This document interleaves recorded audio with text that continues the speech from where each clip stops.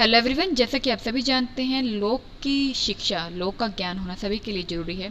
कब कहाँ लो एजुकेशन आपके काम आ जाए पता नहीं चलता, क्योंकि जब इसकी ज़रूरत होती है तब जरूरी नहीं कि आपके पास एक एडवोकेट हो आपकी हेल्प करने के लिए या कोई और हो आपकी हेल्प करने के लिए। लो आपको लाइफ टाइम के लिए आपकी हेल्प करेगा। जब आपको कोई भी हेल्प नहीं कर सकता तब लो आपकी हेल्प करता है। तो आपको अपने कानूनी ज्ञान की नॉलेज हो तो आप किसी से फालतू में आपको दबने की ज़रूरत नहीं है। आपको यदि आप किसी के थ्रू मतलब विक्टिम बनाए जा रहे हैं, आपको बिना बात पर किसी के थ्रू हैरेसमेंट टॉर्चर सहना पड़ रहा है, तो वो भी आपको सहने की ज़रूरत नहीं है। आप अपनी अच्छी तरीके से लाइफस्टाइल जी सकते हैं, अपनी लाइफस्टाइल को अपग्रेड कर सकते हैं विद लॉ एजुकेशन। एंड जैसे कि ये जो लॉ एजुकेशन है ये सभी के लिए है। तो इसमें हम सिर्फ आपको मतलब जैसे कि थियोरटिकल ही चलेगा, प्रैक्टिकल जैसे कि ड्राफ्टिंग एंड जो पिटिशन वगैरह फाइल होते हैं वो हम आपको बाद में सिखाएंगे। उसकी एक सीरीज अलग से बनेगी, लेकिन ये जो है थोड़ा थियोरटिकल है। थियोरटिकल में आपको हम नॉलेज देंगे, ठीक है। तो ये जो आज का जो विषय होगा, हमारा जो विषय है वो है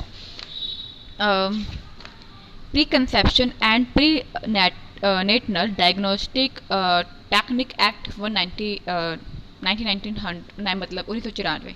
ठीक है, तो इसमें क्या हम जानेंगे इसके बारे में भी हम जान लेते हैं। तो इन 1994 the government pass a law, तो गवर्नमेंट ने एक लॉ पास किया था जिसे हम प्री कंसेप्शन के नाम से जानते हैं।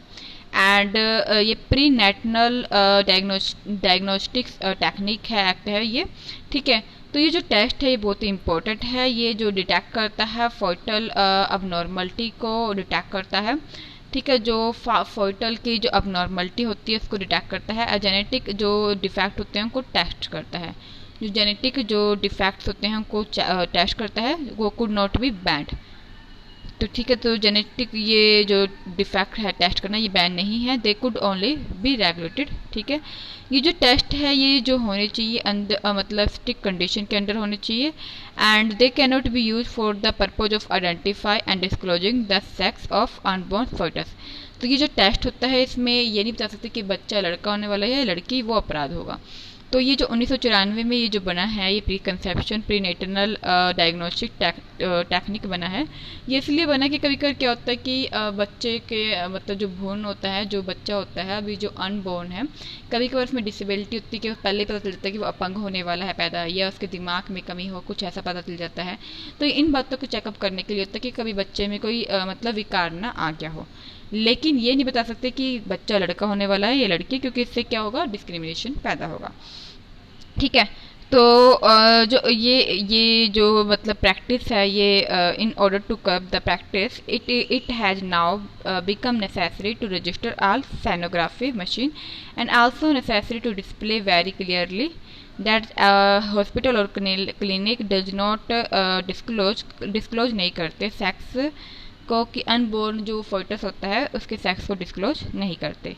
जो प्री नेटनल डायग्नोस्टिक टेस्ट है वो इंक्लूड करता है अल्ट्रासोनोग्राफी को भी मतलब इंक्लूड करता है।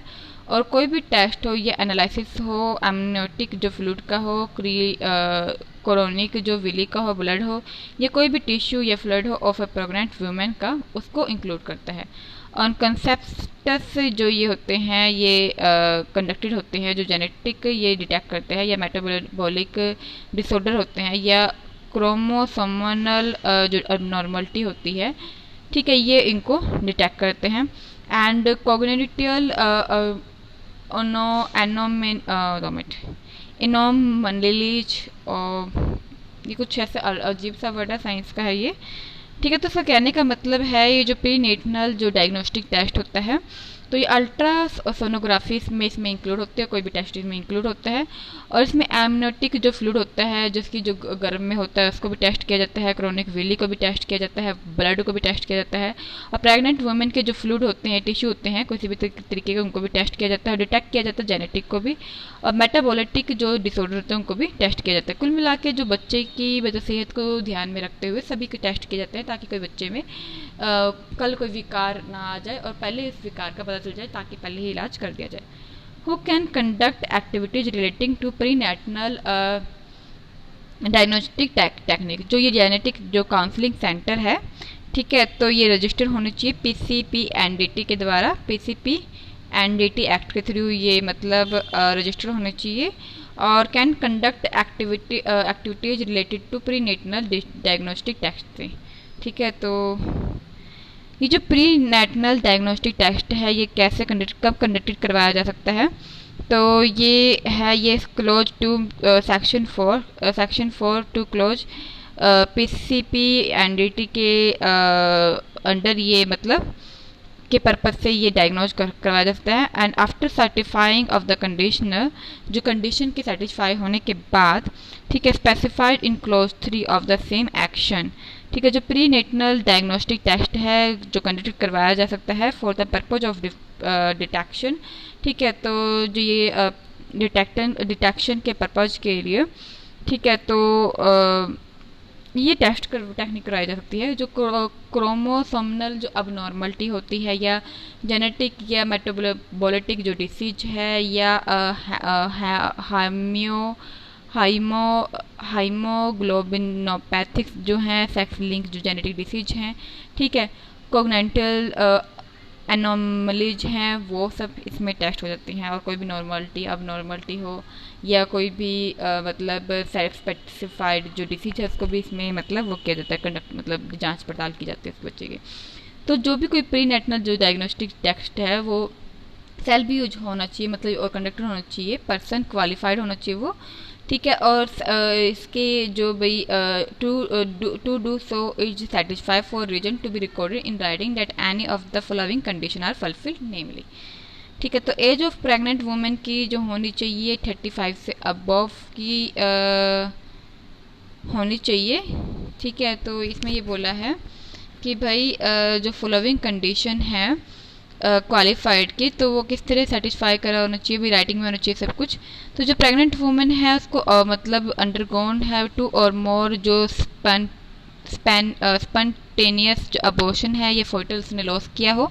ठीक है, तो उसी का ये टेस्ट वगैरह कुछ ऐसे होते हैं, ये 35 से ऊपर हो उसके टेस्ट होते हैं ऐसे। जो प्रेग्नेंट वुमेन हो वो एक्सपोज हो कि भी पोटेंशियली भाई कि मतलब वो ड्रग्स उसने कुछ ऐसा लिया हो, या कोई से इन्फेक्शन हो, केमिकल हो, रेडिएशन हो।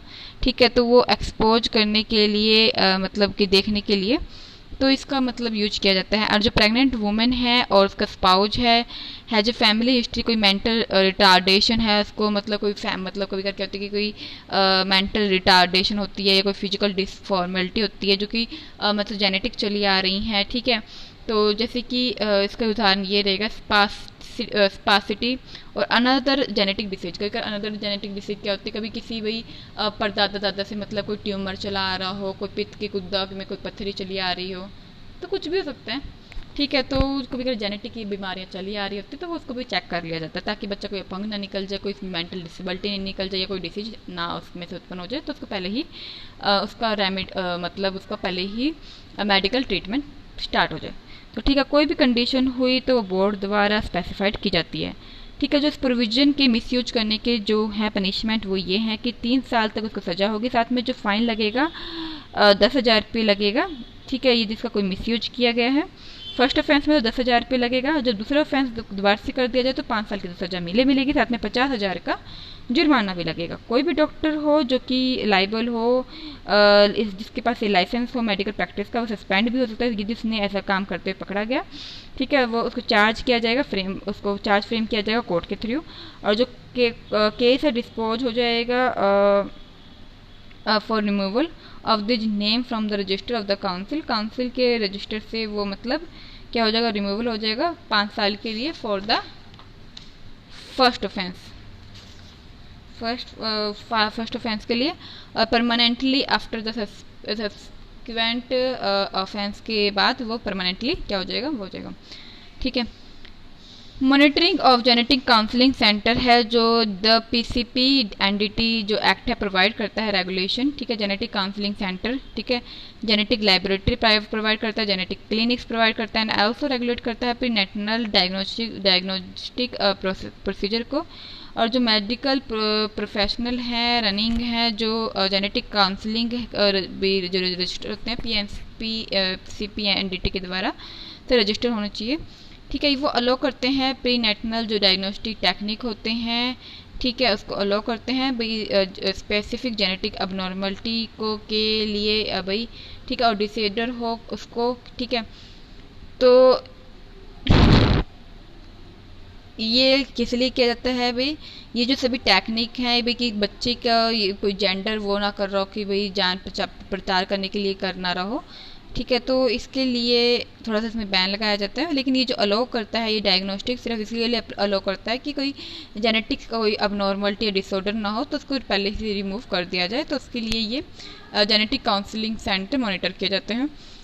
और जो ये एक्ट है ये प्रोहिबिट करता है प्री कंसेप्शन या प्री नेटनल सेक्स डिटर्मिनेशन, कि भाई पहले से आपको नहीं सोचना कि लड़का होगा लड़की होगी, आपको कोई भी उनका कोई भी सेक्स सिलेक्शन नहीं करना, ना ही बताना, ठीक है, ताकि कोई भेदभाव ना हो। यदि कोई ऐसा करता है, बताता है कि भाई क्या होगा क्या नहीं होगा, तो उसको 3 साल की सजा होगी, साथ में 10,000 का जुर्माना लगेगा पहले ऑफेंस में, दूसरे ऑफेंस में 5 साल की सजा, साथ में 50,000।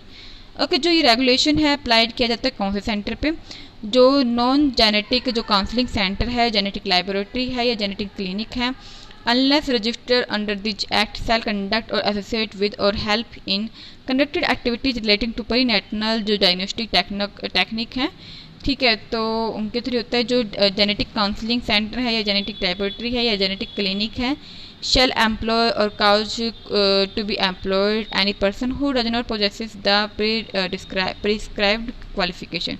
कोई भी मेडिकल जेनेटिक्स जेनेटिसिस्ट जो कोई भी मेडिकल जो जेनेटिसिस्ट या गायनोलॉजिस्ट है या पेडेस्ट्रियन है या रजिस्टर्ड मेडिकल प्रैक्टिशनर है, ठीक है, या कोई भी है जो कंडक्टेड है भाई अपने द्वारा या किसी के द्वारा, वो पाए जो ये प्री नेटनल जो डायग्नोस्टिक टेक्निक है दूसरे प्लेस से, ठीक है, तो रजिस्टर है, तो वो मतलब इसके ये मतलब उसमें है ये सारे।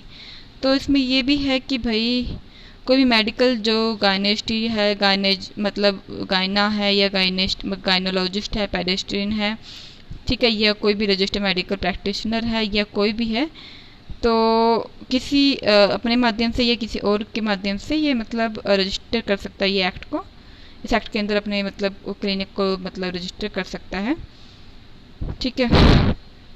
कोई प्रोविजन है कि भाई जेनेटिक काउंसलिंग सेंटर भी रजिस्टर होने चाहिए? हाँ, जो जेनेटिक काउंसलिंग सेंटर है रजिस्टर होने चाहिए अंडर सेक्शन 18 के तहत। भाई ये जो भी गायनेटिक जो काउंसलिंग सेंटर है, गायनेटिक क्यों बोलते हैं, क्योंकि ये लड़के से रिलेटेड है, लड़कियों के गर्भ से रिलेटेड है, तो इसको गायनेटिक बोलते हैं इसलिए क्योंकि गायना लड़की को कहते हैं, ठीक है।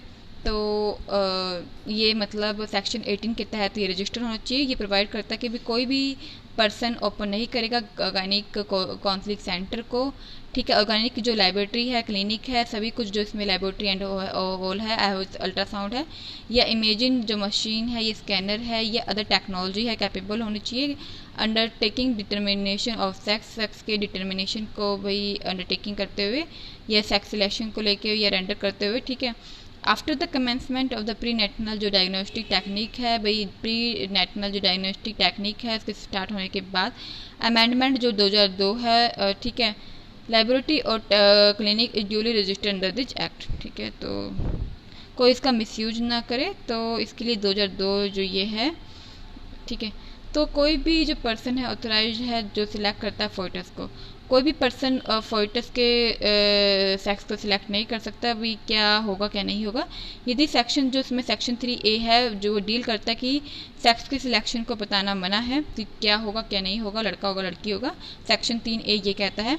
और साथ में प्रोवाइड करता है कि कोई भी पर्सन इंक्लूड स्पेशलिस्ट और या कोई भी जो टीम है स्पेशलिस्ट है इनफर्टिलिटी के फील्ड में सेल कंडक्ट या काउज टू बी कंडक्टेड, या मतलब जैसे कि अपने द्वारा कंडक्टेड या दूसरे किसी के द्वारा कंडक्टेड, ये नहीं बताएगा कि जो सेक्स सिलेक्शन है भाई क्या होगा भाई गर्भ के मतलब बच्चा पैदा होने के बाद, ये नहीं बता सकता, ठीक है।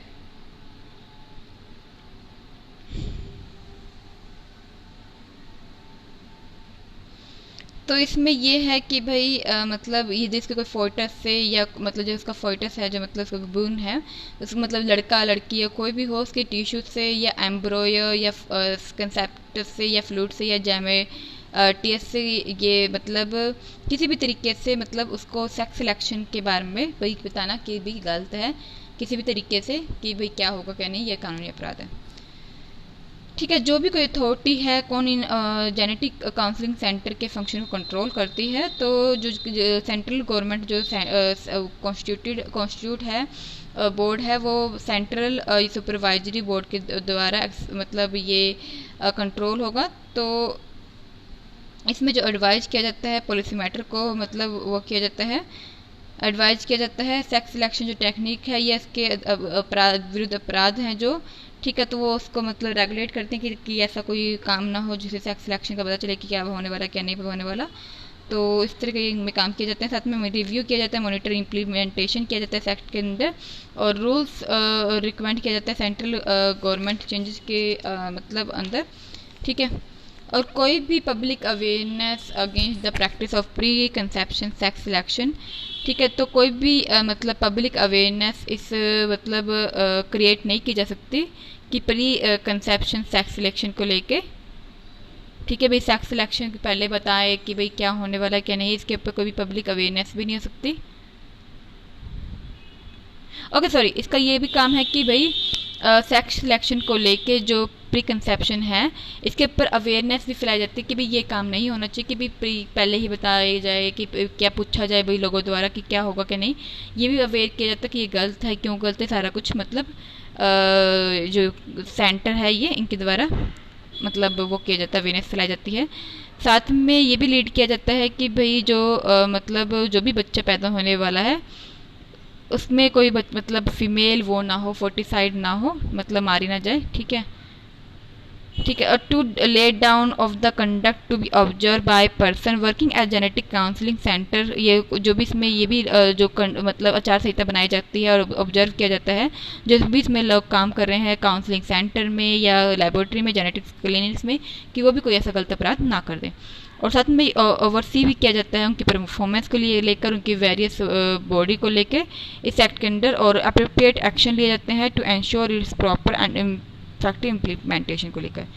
इसके रिलेटेड कोई एडवर्टीजमेंट करना भाई प्री कंसेप्शन और प्री नेटल डिटर्मिनेशन को ऑफ सेक्स प्रोहिबिटेड को भाई लेकर मतलब एडवर्टीजिंग करना, क्या इसके बारे में क्या विचार है, ठीक है। तो ये जो एडवर्टीजिंग है आप कर सकते हैं कि भाई जो प्री कंसेप्शन और जो प्री नेटल डिटर्मिनेशन है कि ये गलत है, इसको लेकर प्रचार किया जा सकता है PCP NDT के माध्यम से, ठीक है। जो सेक्शन 22 है प्रोवाइड करता है कि कोई भी पर्सन या कोई भी ऑर्गेनाइजेशन या कोई भी काउंसलिंग सेंटर या लेबोरेटरी या क्लिनिक या लेबोरेटरी या सेंटर मतलब अल्ट्रासाउंड करती है या मशीन के द्वारा, या इमेजिंग करती है मशीन, या स्कैन करती है किसी अदर टेक्नोलॉजी के द्वारा सेक्स का जो अंडरटेकिंग जो डिटर्मिनेशन होता है, ये सारा कुछ भाई गलत है कि सेक्स सिलेक्शन को लेकर, या मतलब कोई भी मतलब ये बात की जाए गलत है सारा कुछ, ठीक है। या कोई पब्लिश करता है, कोई डिस्ट्रीब्यूट करता है, कम्युनिकेट करता है, या कोई भी मतलब एडवर्टीजिंग है, ठीक है, including internet regarding facility of prenatal determination of sex, और जो भी कोई sex selection before conception available at such centre, ठीक है। कोई भी सेक्स सिलेक्शन जैसे कि को लेकर कोई भी अपनी धारणा बताता है तो ये भी गलत है, ठीक है। तो कोई भी क्लिनिक है तो ये सभी पनिशेबल होंगे यदि कोई ऐसा काम करता पकड़ा जाए, ठीक है। तो ये 3 साल से ऊपर की इसमें सजा दी जा सकती है, साथ में 10,000 रुपये जुर्माना भी, ठीक है। तो कोई इसमें is there any search and कोई सीज है, भाई सीज का मतलब ये होता है कि जब्त करना, उसके ऊपर मतलब पाबंदी लगाना। सीज जैसे कि कभी कभी प्रॉपर्टी सीज कर दी जाती है कि इसके ऊपर कोई भी एक्ट नहीं होगा, कुछ भी नहीं होगा, सीज एक प्रकार से जब्त करना टाइप होता है, ठीक है। तो इसके ऊपर है क्या, हाँ ये है सेक्शन जो 30 है, ये क्या कहता है कि सर्च और सीज प्रोविजन है। क्यों है ये, क्योंकि मतलब जो अप्रोप्रिएट जो अथॉरिटी है तो इस ऑफेंस के अंडर मतलब इन्वेस्टिगेशन भी करवा सकती है, ठीक है। और जो जेनेटिक काउंसलिंग सेंटर हैं, ये कोई भी क्लिनिक या लेबोरेटरी उनको सीज भी करवा सकती है, ठीक है। तो कोई भी अथॉरिटी है या कोई भी ऑफिसर है जो ऑथराइज है इन दिस बिहाफ, ठीक है, सब्जेक्ट टू सच रूल्स और एज मे बी प्रिस्क्राइब ये और enter and search at all reasonable जो टाइम्स हैं अपने असिस्टेंट के साथ मतलब ये काम कर सकती है। कोई भी जो अथॉरिटी है या ऑफिसर है कंसिडर करता है नेसेसरी जेनेटिक जो काउंसलिंग सेंटर है या जेनेटिक लेबोरेटरी है या क्लिनिक है या कोई भी अदर प्लेस है या examine any record registered document book pamphlet या एडवर्टीजिंग है या किसी भी तरीके का मटेरियल ऑब्जेक्ट है जो पाया जाता है इन सब में कि भाई ये ऐसे काम करता है कि सेक्स सिलेक्शन को बताता है कि भैया मतलब भ्रूण हत्या को बढ़ावा देता है तो उनको सीज कर दिया जा सकता है। कोई भी इस तरीके की किसी के माध्यम से सूचना मिल जाए या कोई उन्होंने खुद ही इन्वेस्टिगेशन करवाई अथॉरिटी ने तो इसके माध्यम से भी इन्वेस्टिगेशन भी हो सकती है, साथ में उनको सीज भी करवाया जा सकता है। तो इसमें जो फर्निश एविडेंस हैं जो मतलब पूरे जो एविडेंस हैं कमीशन के द्वारा जिन्होंने ऑफेंस किया है ठीक है वो कलेक्ट कर लिए जाते हैं। तो जो भी ये प्रोविज़न है ये क्रिमिनल प्रोसीजर जो 1973 है क्रिमिनल प्रोसीजर जो 1973 है उसमें जो 2 है ऑफ 74 का तो वो मतलब इस बात का प्रोविज़न देता है इस बात का अधिकार देता है कि भाई इसमें सर्च भी जारी किया जा सकता है साथ में सीज भी किया जा सकता है और साथ में अप्लाई भी किया जा सकता है ये सभी जगह ये सर्च और ये सीज करना इस एक्ट के अंडर ताकि कोई भी ऐसा अपराध करते पकड़ा गया उसके ऊपर तुरंत ही कार्रवाई हो ताकि कोई भी गलत जो काम है उसको बढ़ावा ना मिले तुरंत ही उसके ऊपर कार्रवाई होगी तो इस तरह के जो काम है तुरंत रुक जाएंगे लोगों के प्रति लोगों के मन में डर फैलेगा और लोग ऐसे अपराध को करते हुए काफ़ी डरेंगे। तो ये अवेयरनेस जो है एडवर्टाइजिंग भी की जा सकती है इसके ऊपर समय समय पर अथॉरिटी जो होती हैं वो भी एक्शन लेती रहती हैं और कोई यदि इस बात की सूचना दे दे या कोई एविडेंस दे दे जैसे कि डिजिटल एविडेंस की वीडियो या ऑडियो रिकॉर्ड या कोई मेल प्रूफ दे दे कि जिसमें पता चल जाए या ऑडियो रिकॉर्ड दे दे तो वो अपना कोर्ट में भी इस बात का लगा सकता है लेबोरेटरी क्लिनिक के ऊपर कोर्ट केस भी चला सकता है कि इन्होंने ऐसा अपराध किया है। तो जो ये अपराध है ये किसके तहत उनका अपराधी माना जाएगा जिसमें बताया गया था ठीक है कि भाई यदि कोई ऐसा अपराध करते पाया जाता है तो उनको 3 साल की सज़ा मिल सकती है। तो चाहे वो कोई डॉक्टर ही क्यों ना हो उनको भी सज़ा मिलेगी। सेक्शन जो 3A है वो डील करता है कि ऐसे भी सेक्स सिलेक्शन को बताना गलत है इसके ऊपर सज़ा होगी। साथ में जो और भी सेक्शन है जो हमने आपको भी बताए थे वो भी समय समय पर इस बात को ध्यान देते हैं और उसके ऊपर एडवर्टीजिंग भी की जाती है सेक्शन 22 के तहत कि भाई ऐसा काम कोई करेगा तो उनके ऊपर कार्रवाई होगी। तो समय समय पर ये हमारे जैसे कि हम डिजिटल मीडिया पे देख रहे होते हैं कि इनके ऊपर प्रचार भी किया जाता है अवेयरनेस के लिए ठीक है जो कि कोई गलत नहीं है ताकि लोगों का नॉलेज बढ़े इसलिए सभी समय पर इसके ऊपर नॉलेज दी जाती है ठीक है।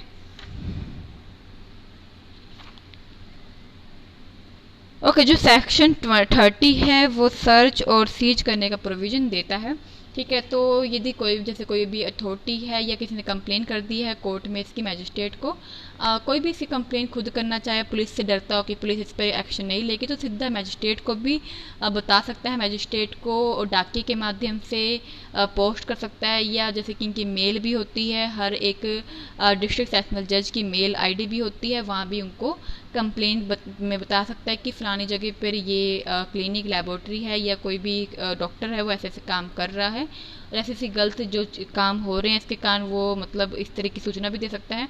साथ में कोई एविडेंस हो ठीक है वीडियो प्रूफ ऑडियो प्रूफ वो भी साथ में भेज सकता है तो तुरंत कार्रवाई मैजिस्ट्रेट के थ्रू भी हो सकती है।